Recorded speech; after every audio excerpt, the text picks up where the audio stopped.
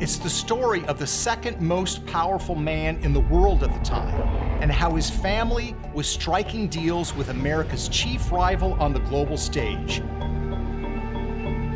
the People's Republic of China.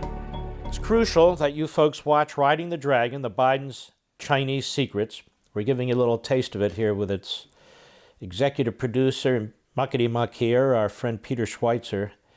He and his small team of researchers are like no other group in the country. They really get to the bottom of these things. This is where freedom rings. If you believe in America, if you believe in the Constitution empowers us. It's a new day. America's back. America's back, and America's going to get strong again. We're going to defend America, and we're going to defend our interests. Liberty's voice, LevinTV. Hello, America. I'm Mark Levin. This is a very, very special LevinTV, so you'll want to watch the whole thing. In fact, the special is Riding the Dragon, the Biden's Chinese Secrets. This is a crucially important film by my buddy Peter Schweizer. We're going to get to that in a minute. But a couple of things. Business things. First of all, the BlazeTV YouTube channel, which you're going to see at the bottom of the screen, we want to encourage you to share this link with all your friends and your family and your colleagues in the lead up to the election here. This information is so important, we're putting in front of our paywall. So please, please, please take this evening's show and spread the word, spread the link, the YouTube link, as you'll see again at the bottom of the screen. Now, if you're already a LevinTV subscriber, you've had access to the full documentary now for over a week. If you're not a LevinTV subscriber, now is the time to jump in. We're less than 2 months before this election. Every one of these shows I do now on LevinTV is focused on saving this republic, advancing the cause of liberty, and making sure the president is reelected and Joe Biden and his group of left-wingers is not. So it's very important. Now's the time to jump in if you can. LevinTV.com, LevinTV.com. All right, let's get down to this because it's crucially important. Again, the film is Riding the Dragon, the Biden's Chinese Secrets. Now, you've heard Biden over the years really talk about China as a friend and what's the problem and come on, what's the big deal. And as you're going to learn from this program and learn more fully when you watch the entire film, in my view, the Bidens are bought and paid for by the Communist Chinese government, and this is a serious problem because China's on the ascendancy. There have been recent reports by our government, by our Pentagon, that now their Navy is larger. They're catching up in terms of their Air Force, their intermediate missiles, because we've been part of a treaty in which we don't advance our intermediate missiles. Intermediate missiles are missiles that can take out our ships, our aircraft carriers, and they're hugely problematic. And China is also geopolitically positioning itself to choke us off. So this is very, very serious. China wants Joe Biden as president. And by the time I'm done this program, and more importantly, by the time you look at this entire documentary, you will know why and how serious this is. And by the way, why the media do not broach this subject with Joe Biden. They dare not broach this subject with Joe Biden because it will expose him. So we're going to expose this today. Peter Schweizer has exposed him fully in his documentary. Again, it's Riding the Dragon, the Biden's Chinese Secret. Peter, how are you, sir? I'm doing great. It's always great to be with you, Mark. Thanks for having me. Well, I want to thank you because you're a patriot. You do your research, you study these subjects, then you present them to the American people in a crucially important form, in books, and now a very, very important video. So we're going to take a few clips from your video. A few important clips, they're just episodic, just small, in order to explain and give the audience some taste for what this documentary is about and what the Bidens, Joe Biden in particular, what he's about and how he's so dangerous when it comes to China. So just as a general picture, what motivated you to do this film? What did you find out initially that said, wait a minute, I got to look into this, I have to do a film, I have to present this to the American people? Well, Mark, I'm as concerned as you are about the future of the country. And I believe that we've got this precious republic that our founders gave us. You've written and talked about this eloquently over the years. And at the heart of a republic is representative government. And the question is, are the people that we send to Washington, D.C. really representing us, or are they representing somebody else? And I became very alarmed when my researchers uncovered a series of commercial deals that the Biden family secured with the Chinese government. And that's really important here, Mark. We're not talking about the Chinese, a Chinese company, an American company in China. We're talking about the Chinese government. And what was stunning about these deals is that they occurred as Joe Biden was becoming the point person on U.S. policy towards China. So there's that weird timing. And then you have the added problem that these commercial deals were going to Joe Biden's son, Hunter Biden, who was not by any estimation qualified to get these deals. He had no backgrounds in the areas that they covered. And so that really prompted the question, you know, is the Chinese government giving the Biden family money for nothing? Because that's what they're doing. They're giving them money. And so that led us to pick apart and really dissect this commercial relationship. It was a 9-month research project. Going through Chinese corporate records, legal documents, et cetera. So it's a story about China, it's a story about the Bidens, but it's a story about our representative government. And you know, look, if you've got a public figure like Joe Biden, whose family has become wealthy, courtesy basically of a gift by a foreign government, do we really believe that Joe Biden is going to represent the American people, or is he going to represent the interests of that foreign government? Money talks in Washington, D.C., and that includes foreign money. And that's really the heart of why I think this story is so important. Well, this is so frightening given the ascendancy of China and given the fact that the Democrat Party, in my view, has been undermining the United States military for decades. And we really have reached a point at which China is going like this, militarily and geopolitically, and the United States is starting to head downward because the president himself, without the help of Congress, without the help of the citizenry, cannot fend off China from the United States. He's doing a hell of a job, but he needs another term and he needs our support. So let's take a look. This is from Chapter 1, Clip 3. It lays out the heart of the documentary, the investigation into the suspicious relationship between the Biden family and the Chinese government. Let's take a look and then we'll have your comment afterward. Go. This is the remarkable and largely hidden story of the secret financial relationship between the Biden family and the Chinese government. It's a relationship that grew while Joe Biden was Vice President of the United States. And shortly after he was appointed the point person on U.S. policy towards China. Our investigation is based on corporate records, financial documents, legal briefings, and court papers. It's the story of the second most powerful man in the world at the time, and how his family was striking deals with America's chief rival on the global stage, the People's Republic of China. Peter Schweizer, now, here's the thing. You have a small staff, excellent, intelligent, serious researchers. If you can do this with a small staff, NBC, ABC, CBS, New York Times, Washington Post, CNN, MSNBC, Fox, all of them, really.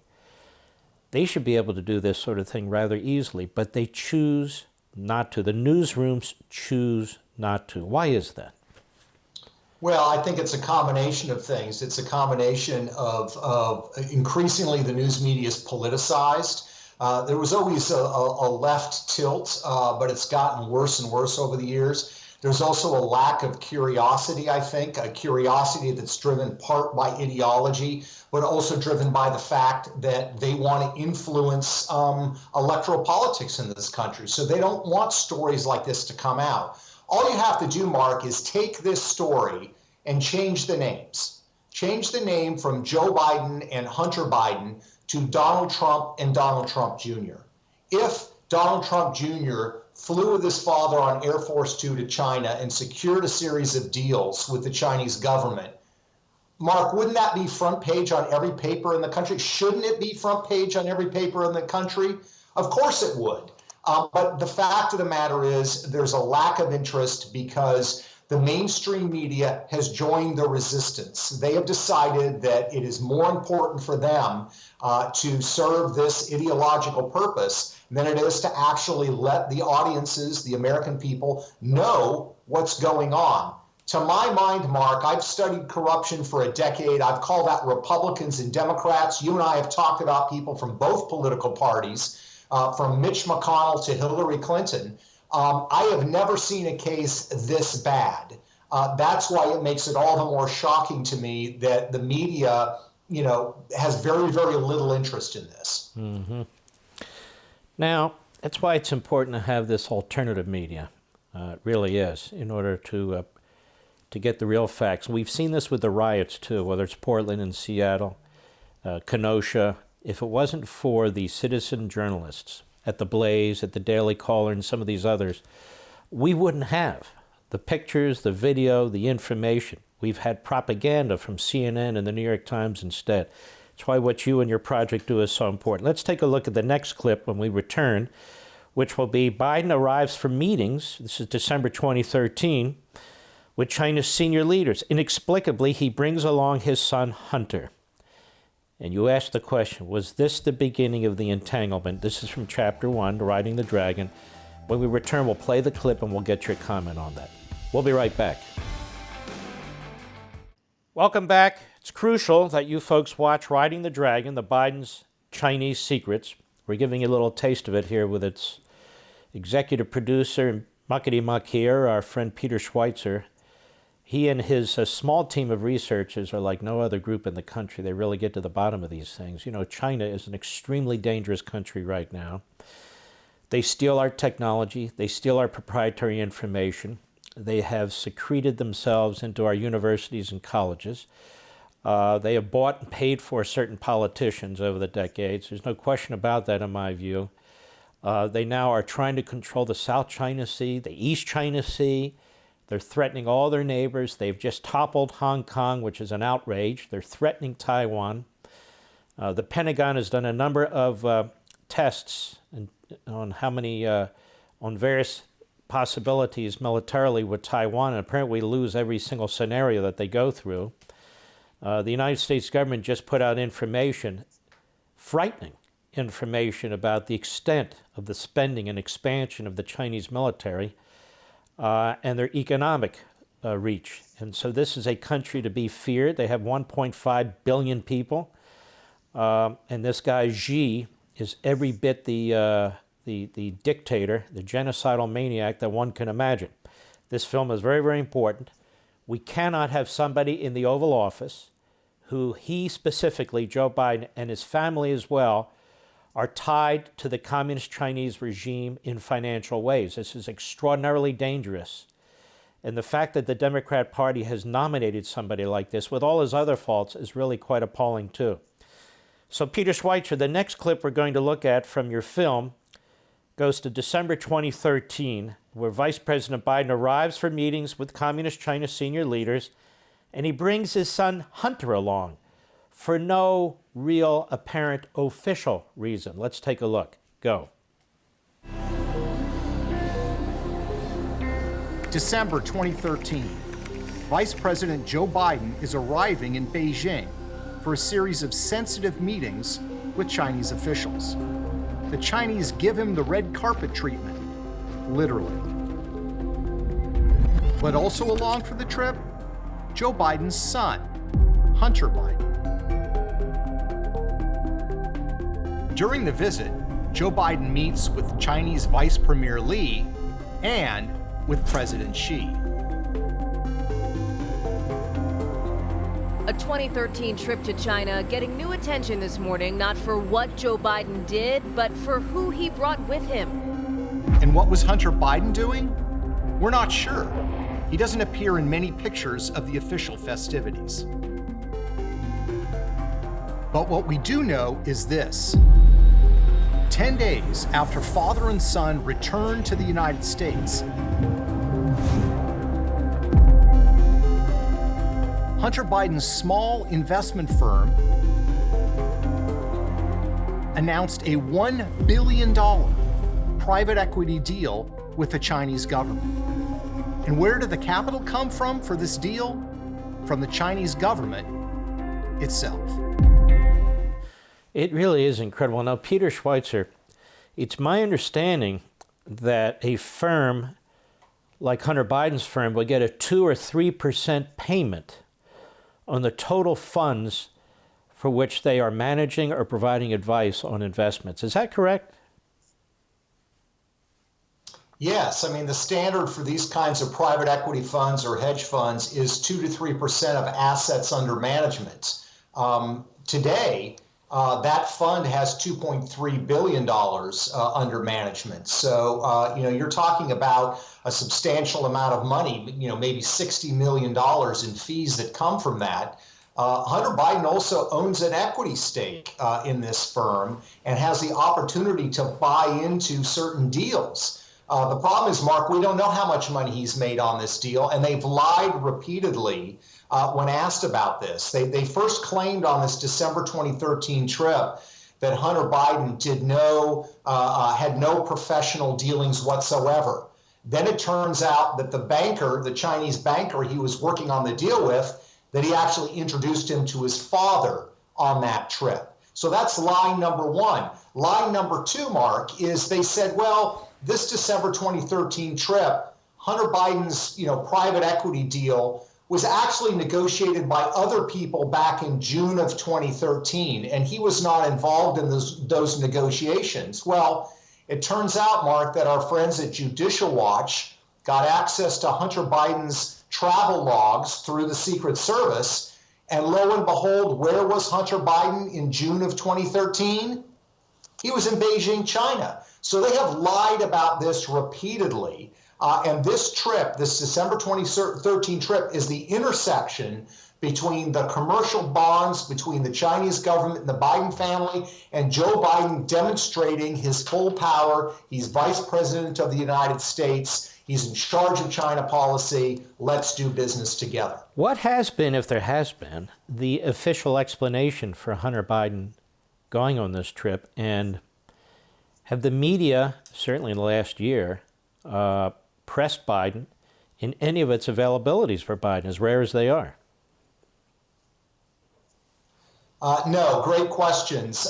Their explanation is that this was simply a social visit by Hunter Biden. He wanted to travel with his dad, and they have claimed, much to my surprise, the ridiculous statement that this flight all the way to Asia from the United States on Air Force Two, they never once discussed any business dealings that Hunter Biden had.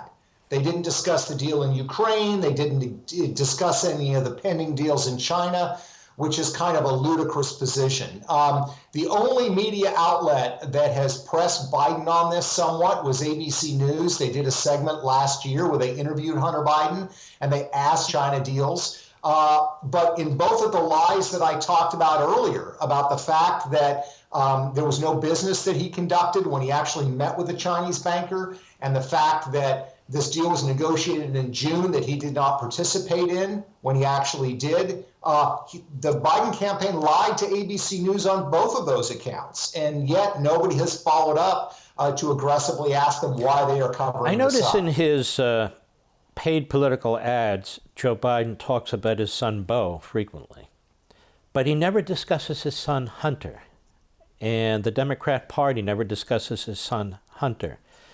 And to my great chagrin, despite the chest beating of some Republicans, particularly in the Senate, where they control these committees, they really haven't investigated Hunter. The Senate Judiciary Committee, where Lindsey Graham sits, he talks on and on and on about getting to the bottom of these things. He doesn't get to the bottom of these things. We still have not seen Congress really get involved to try and figure out the role of Joe Biden and Hunter Biden with China, have we?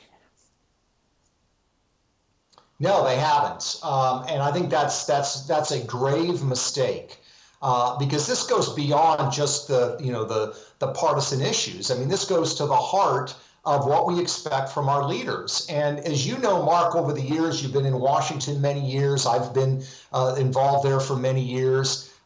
If you normalize this kind of behavior, you're going to find other people starting to do it. So the Bidens have not been held into account. And again, you're talking about somebody who wants to be in the White House, President of the United States, whose family's commercial fortune rides and falls and is directly a result of the actions of the Chinese government. It's that simple. Now, you may have some people out there that say they don't care. I think most people care if they actually learn about it and know about it. That's why it's so important to be doing this show and for people to look at the documentary and share the documentary, because as you've seen, we lay out the facts. There's no opinion in this. There's no anonymous sources. The media loves to use anonymous sources all the time.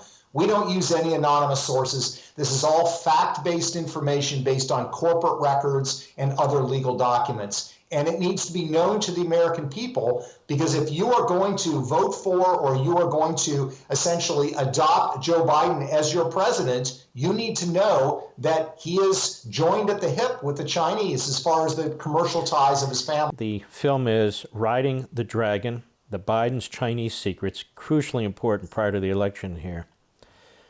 Why else would the Communist Chinese government choose Joe Biden's son, Hunter, other than the fact that he's Joe Biden's son? Does he have anything in his background that would qualify him to manage this kind of money? And why would the Chinese government pluck him from obscurity and pick Hunter Biden as the man to oversee $1.5 billion of the Chinese government's money? We'll be right back. Welcome back. This very, very important program, not because I'm the moderator, but because Peter Schweizer is here in this critical documentary prior to the election, which we are trying to get out to as many American citizens as possible, despite the Praetorian Guard media trying to kill it. Riding the Dragon, the Biden's Chinese Secrets. The issue now, as we proceed, is Hunter Biden. What exactly are his qualifications to be chosen by the Communist Chinese regime to manage $1.5 billion, other than the fact that he is a blood relative of the Vice President of the United States? Let's take a look at the next clip. Go. Hunter's small firm got a deal that no one else had in China.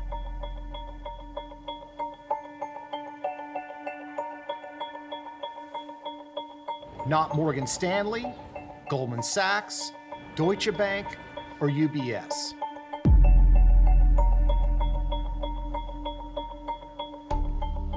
And are you vulnerable on this issue at all because of your son's business dealings in China?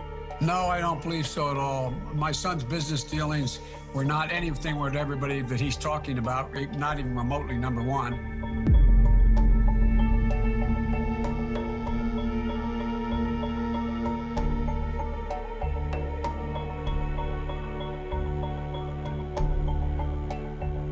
What's interesting is Hunter Biden had no real background in China, in finance, or private equity. In fact, Hunter had what might be called a spotty resume. A couple of youthful jobs, owing directly to his father's influence. He was once made a director of Amtrak based on the fact that he'd ridden on trains. He'd been addicted to crack cocaine, had an unsettled domestic life, and a brief attempt at a naval career ended with a discharge over drug use.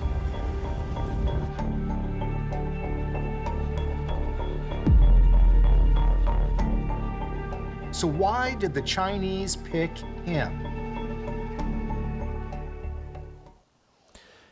It's a good question. And the answer seems so obvious, doesn't it? Because he's a Biden. And I expect, Peter Schweizer, the Chinese don't do things for nothing. They're not a philanthropic organization. They're not a charity. They expect something in return, don't they? What might they expect in return, do you think? That's a great question, Mark. This is a commercial relationship. Hunter Biden's not bringing any expertise to the table that's going to help them in their investments. So the question is, what is he going to do in return? as we highlight in the film, he has the drug addiction problem. He doesn't have the background in this. What we also know, however, and I think the Chinese would probably know just by reading some of the Biden family biographies, is that Jill Biden writes about the fact that Hunter Biden is one of the sort of emotional centers of the family. So this is not just sort of a random, member of the Biden family. It's the son, and it's a son that the family itself says is at the center of the Biden family, which means he's got a lot of access to his father. I think that the Chinese have played a very serious game with the Bidens. It's a game they played in other countries like Australia and New Zealand. And what they are trying to do is forge a relationship, a web, with political elites in other countries, in this case, the vice president's family, and they expect to use that commercial relationship to pressure and persuade those political leaders to minimize the threat that China poses and to carry out policies that are going to be beneficial to China that will also then end up being more commercially benefiting the family. That's what I think at the crux of this is. And if you look at Joe Biden's rhetoric, even some of the recent statements where he's tried to pretend he's more hawkish on China, he's not. He's not in terms of his policies. He's not in terms of his posture. And that needs to be very troubling because, Mark, as you talked about earlier, so many of the core issues that we face today, whether it's the economy, national security, even COVID-19, China is a central player in all of that. And the person that is manning the helm needs to be aware of the threat and needs to be positioned to challenge them. And Joe Biden, because of this commercial relationship, I don't believe that he is. In fact, Peter Schweizer, he's had a long career in Washington, Biden, longer than virtually anybody else. I can't think of a single time when he has stood up to China. I can't think of a single time when he has challenged them on their economic theft. I can't think of a single time when he, as vice president under Obama, challenged them on what they were doing in the South China Sea. I can't think of a single trade deal that they were involved in or trade discussion they were involved in where they put the brakes on what China's doing. And yet the President of the United States, Donald Trump, is reversing course in almost every respect when it comes to China. Isn't this really why the Chinese government, according to our intelligence services, wants Biden as president because they think they can roll over him? Yes, I think that's exactly right. And I think it's pretty clear that the Chinese want Joe Biden for a couple of reasons. First of all, because his policy positions are softer through China on every front, military, economic, intelligence, you name it. But second of all, they have some levers to pull here.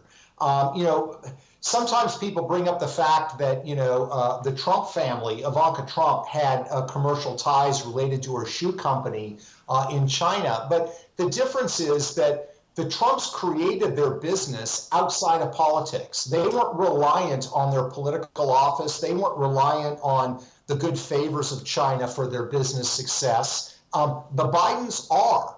The Bidens risk, if Joe Biden confronts Beijing, they risk losing a significant portion of their wealth. And that's a leverage point that China wants, that China has, and that China will use when and if they feel the need to do so. But the reality is that Biden's positions on China are so soft, there's no indication that they're going to have to use that leverage anytime soon.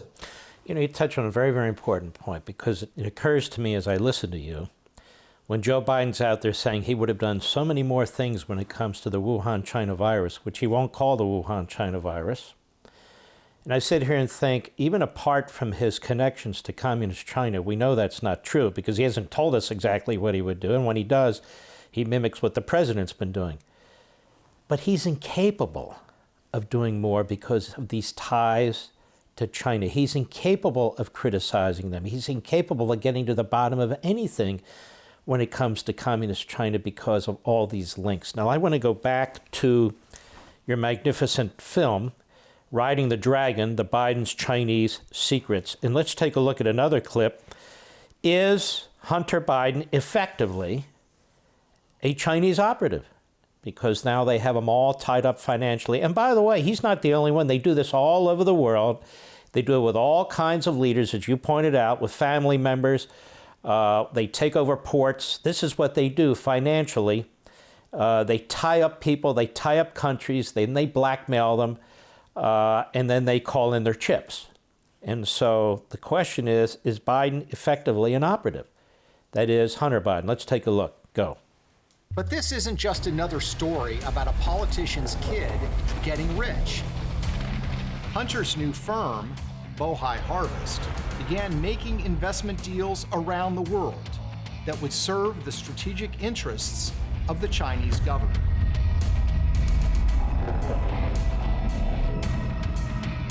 And that's what makes this deal so troubling.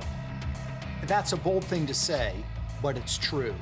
This new firm started making investment deals that would serve the strategic interests of the Chinese military. It just amazes me with the billions and billions of dollars in media resources and these so-called Sunday news programs and these Sunday magazine programs like 60 Minutes or programs like Frontline on PBS. They don't touch any of this. They are a Praetorian Guard, as I said before. They don't even complain that they don't have access to Joe Biden to speak to him. And I might say, Peter Schweizer, we don't even know where Hunter Biden is today. He's hiding out. He's in some kind of witness protection program. They're trying to cover all this up to and through the election on November 3rd, so nobody can get at them, nobody has access, nobody can question them about this if they even had a mind to do so. That's part of the plot here too, isn't it? Lay low. Yeah, there's no question about it. They want to lay low, Mark. And, let's be blunt and clear about this. I mean, you're an attorney and you know this better than I do. If somebody is bribing a politician, whether they actually give the bribe to the politician or they give the bribe to their kid or to their spouse, in the eyes of the law, it doesn't matter. It's still a bribe. And so, the fact that it's Hunter Biden and that it's his son and that he's off hiding somewhere, the media knows darn well that this is a serious issue and questions ought to be asked, not only of Hunter Biden, but of Joe Biden himself, particularly what he knows about it, the fact that, the kind of corruption that Hunter Biden's involved in here. This is not a typical story where, some politician gives his kid a paving contract, to pave some county road somewhere. This is something that involves a foreign government who is our chief rival. And when Hunter Biden joins this firm, Bohai Harvest, which is funded by the Chinese government, Hunter Biden's on the board of directors, that firm starts serving the national security interests of the Chinese government. So this is not victimless corruption, Mark. This is not, politicians, family member got rich. Oh boy, another one of those stories. This actually has a second chapter, and the second chapter is Hunter Biden was participating actively in the Chinese government acquiring companies overseas that benefited the Chinese military in their competition with the United States. But what's troubling to me is how Hunter Biden can hide out in the middle of a presidential campaign, how his father, who wants to be president of the United States, can hide out, will not take questions, but will not take questions on this subject for sure. And God forbid if he is elected president of the United States, what happens then with communist China, the policies of the Biden administration, and Hunter Biden and the other family members of the Biden clan? We'll be right back. Welcome back. Well, let's take a further look, thanks to Peter, your documentary here, of Hunter Biden's firm, connections with technology manufacturers, and how that is helping today the communist Chinese military. Go. In 2015, Hunter Biden's Bohai Harvest joined forces with the Chinese military contractor AVIC to buy American parts manufacturer Henniges.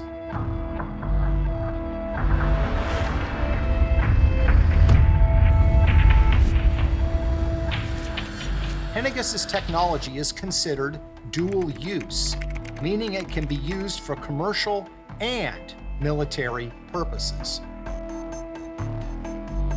And deals like these require approval of the highest levels of the federal government. Hunter Biden's partner in the Henniges deal, the Chinese aviation giant AVIC, was notorious for its history of stealing U.S. military technologies to build their own fighter jets and drones. But in September 2015, AVIC bought 51% of Henniges. And Hunter Biden's Bohai Harvest bought the other 49%.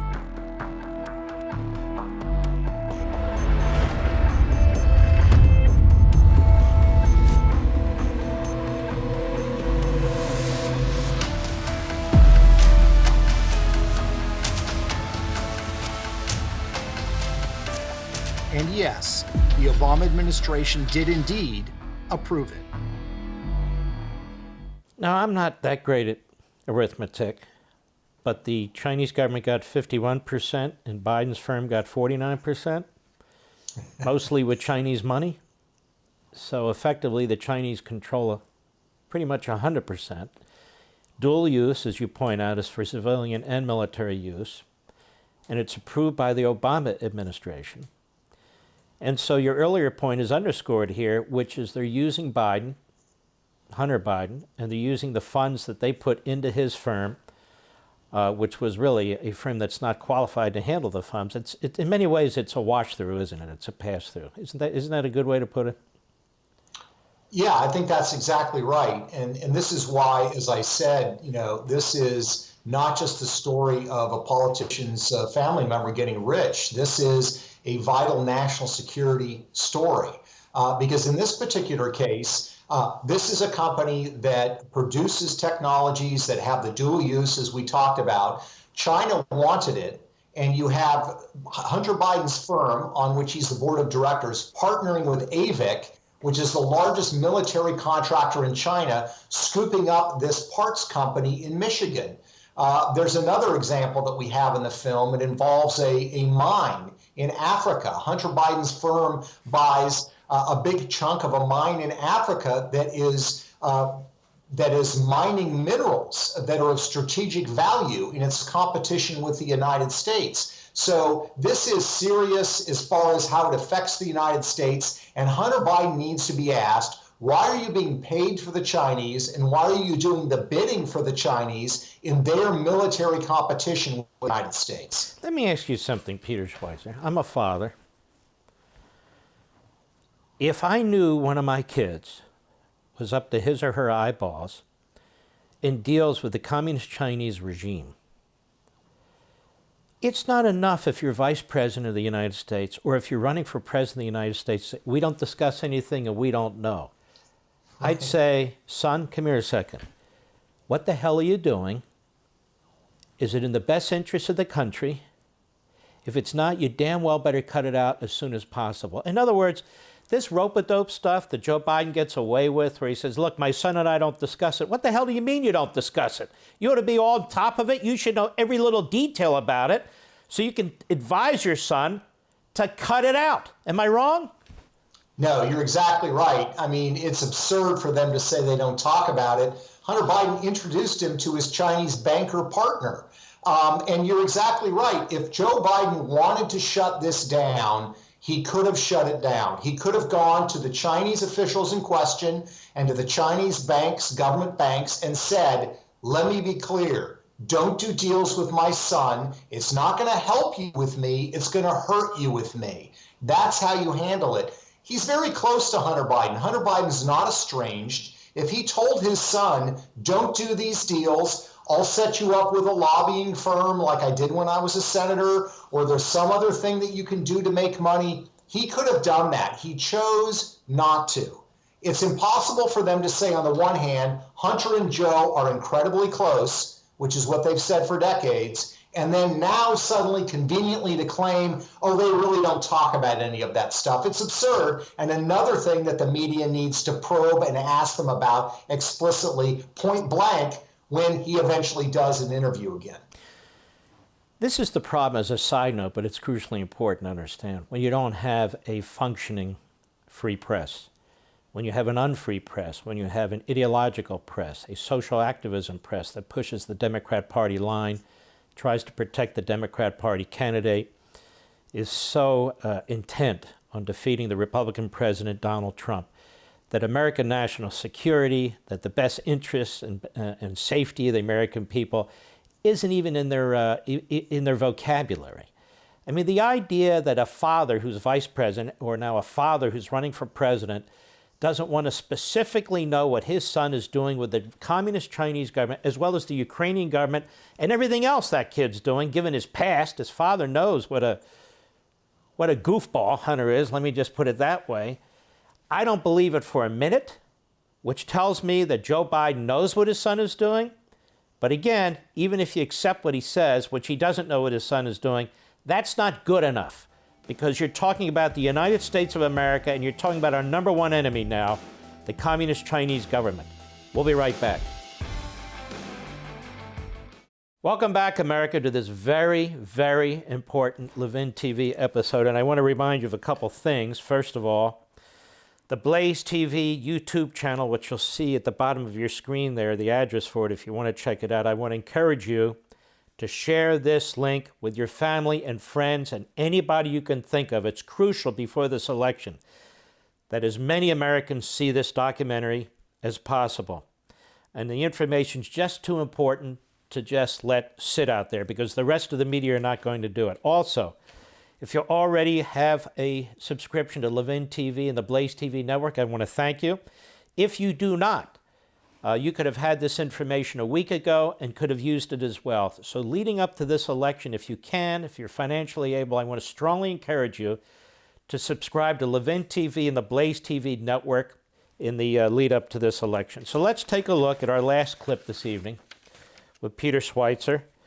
And this is December 2014. Hunter Biden's firm, remember they get $1.5 billion in Chinese communist money to manage, is a key investor in a Chinese company that's under the investigation of the FBI. Go. But there was an even more troubling deal. In December 2014, Hunter's firm became an anchor investor in a company called China General Nuclear, or CGN. CGN had been wholly owned by the Chinese government, but it was now selling off a minority stake to a favored investor. Hunter Biden presumably didn't realize that when his company was investing in CGN, they were investing in a company that was under FBI investigation for stealing U.S. nuclear secrets. In fact, less than 18 months after Hunter's Chinese firm invested in China General, a nuclear engineer named Alan Ho and the company were charged by the U.S. Justice Department with stealing nuclear secrets from the United States. According to the FBI, Ho had been working under the direction of China General to steal American nuclear secrets since 1998. It's not clear whether the FBI or the Obama Justice Department knew that Joe Biden's family was actually involved with CGN. But what is clear is that China has been trying to steal American nuclear secrets for a long time. Is it really that crazy to think that by partnering with the son of the vice president, they were trying to buy them too? And make no mistake, these firms Hunter was dealing with are directly tied to the Chinese military. In June 2020, the U.S. Department of Defense released a list of companies doing business in the United States that were known to be connected to the Chinese military. On that list, AVIC and CGN. Do we know the situation involving Hunter Biden now? Is he still and his firm charged with managing all this Chinese money? It's a great question, Mark. He joined the board of directors of this firm in 2013 when my book came out and ABC News asked him questions about it. And of course, I think even more importantly, the buildup of the coverage that you gave it and other media gave it. He stepped down from the board of directors, but he retains his equity stake in the private equity firm. And he also had other deals involving China. There was the whole Rosemont real estate deal. There were a couple of other funds he was involved in. But the bottom line is he's never been asked any questions under oath about this. And, you know, Mark, you're a student of history. I'm a student of history. There are examples going in the past, whether it was World War II during the Cold War, of people that were prepared to do commercial deals with our enemies. And when they were caught, they were held into account. If they broke the law, they went to jail. But even if they didn't break the law, there was a sort of public accountability, a kind of public shaming of what they did, because it's outrageous to profit with the help of our enemies on the global stage. That's what Hunter Biden's doing here. There's no other way to look at it. And the fact that the Senate has looked a little bit, Senator Johnson and Senator Grassley have looked a little bit at the Ukraine side of the equation, that's great. But the China part, I think, is even more important. Ukraine is a corrupt country that wants special favors from the United States. China is a country that wants our demise, and they've said they want our demise. And the son of the vice president is doing commercial deals involving companies that are trying to steal vital nuclear secrets from the United States. The stakes don't get any higher than that. And the fact that he's not on the board of directors anymore obviously doesn't mean he doesn't have influence, that he doesn't know what's taking place. Hunter Biden needs to be under oath, under penalty of perjury. This entire disgusting operation needs to be really examined very, very carefully. It's clearly not going to happen before the election.